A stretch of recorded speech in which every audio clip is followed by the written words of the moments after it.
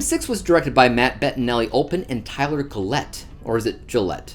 I don't know. It's the same duo, though, that tackled the 5th movie, so it once again stars Melissa Barrera and Jenna Ortega as the survivors of the deadly Ghostface killer that just kind of keeps on coming back from the dead in various formats, which he has done once again right now in the Big Apple, New York City. And screw sequel rules and tropes.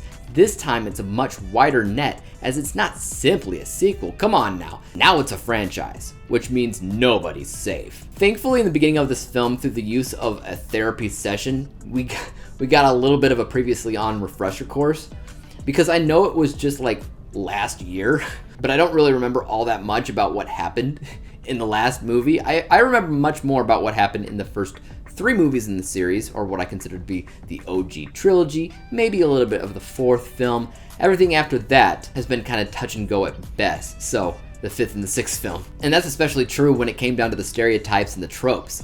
But I still think that the series as a whole, whether they're technically good or technically bad, they're usually a lot of fun to watch anyway, like a popcorn thriller. Who cares what happens? Who cares why? It's just a good old-fashioned slasher, and in a lot of ways, this is the biggest and the baddest in terms of Ghostface. There's a lot more kills. He's gotten to be a lot more creative in how he kills his victims. It's not always just the knife, and so because there's a shift in location, it feels a little bit fresher, and because there's a shift in how the murders are taking place, it allows the makeup department to do their thing and make the gore look pretty snazzy, in which it definitely does. Changing up the murders, though, I mean, in real life it would be a little bit more problematic, because obviously killers have MOs and they have them for a reason, but for the sake of horror movie magic, I don't really care. The movie looks nice. It definitely has that big budgeted feel, especially for horror. I'll also say that this deep into the franchise, and the fact that it coincides with a movie within a movie franchise, there's a specific level of obsession with the slasher himself and his victims that has naturally grown to an impressive level. And because that obsession is as big as it is, the amount of suspects is also much wider, and it's much harder to guess. And I was able to avoid spoilers, which apparently not everybody was able to do, or so I heard. I personally didn't know who was doing it. I had my guesses, of course, I've had my theories, all of that, but for the most part, the reveal was pretty surprising. But it made sense, and I was with it. It is a little bit sad not to see Sidney for the first time in one of these movies. It feels lopsided, I guess, since she's basically the heart and the soul of the series, like Laurie Strode was for Halloween. But obviously they can't have the same exact plot of going after Sidney every single time, can they? I did like that they added Hayden Panettiere, though, who was playing a character much earlier in the series, and in this she's now a part of the FBI. She's come to help out our group this time. It's been forever since I've seen her in anything, so that was really cool to see, and she did a pretty good job overall. I also don't know if there will be a Scream 7 or not. I'm not looking into that, so I'm not sure if that's the case or not.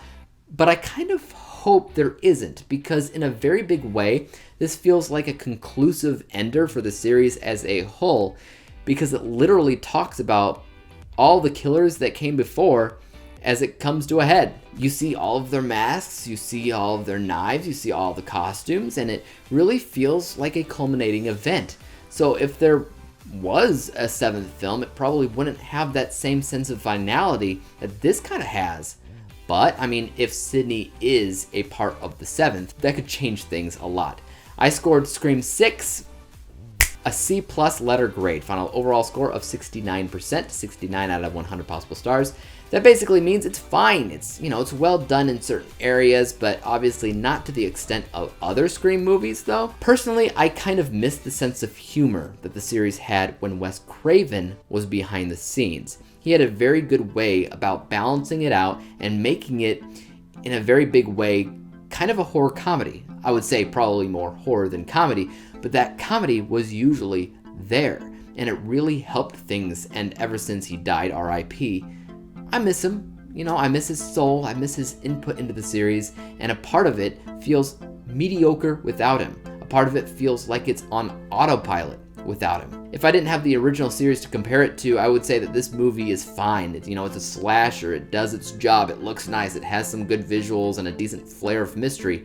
But the soul The soul's it's just not there so much. Guys, what did you think about Scream 6? Let me know in the comments section down below, and as for YouTube, you guys know what to do. Hit that like, subscribe button, and bell to be notified when I come out with my next review. And until then, peace out.